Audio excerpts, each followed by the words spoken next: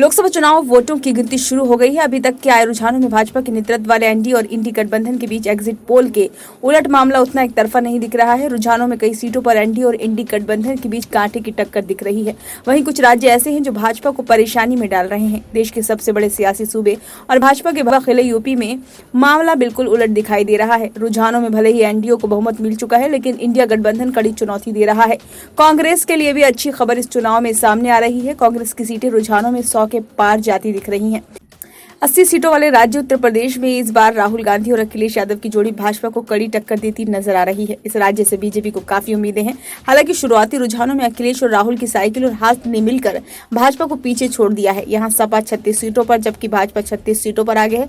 वहीं कांग्रेस 7 सीटों पर आगे है। अमेठी, मैनपुरी, रायबरेली सीट से भाजपा पीछे चल रही है। यदि देखा जाए तो सबसे बड़ा उलटफेर फिलहाल यही होता दिख रहा है कि पिछली बार भाजपा को यहाँ 62 सीटें मिली थी, लेकिन इस बार वो इस आंकड़े से काफी पीछे दिख रही है।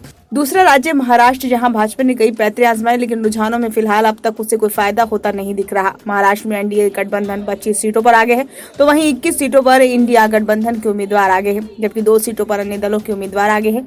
तीसरा राज्य राजस्थान, जहां पिछली बार भाजपा ने क्लीन स्वीप किया था, लेकिन इस बार कांटे का मुकाबला दिख रहा है।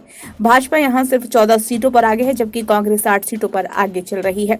इस राज्य से भी भाजपा के लिए अच्छी खबर सामने आ रही है। रुझानों में भाजपा और कांग्रेस में कड़ा मुकाबला है। यहाँ दोनों ही पार्टी 5-5 सीटों पर आगे चल रही हैं। पिछली बार भाजपा का सभी सीटों पर कब्जा था। ब्यूरो रिपोर्ट, नई दिल्ली।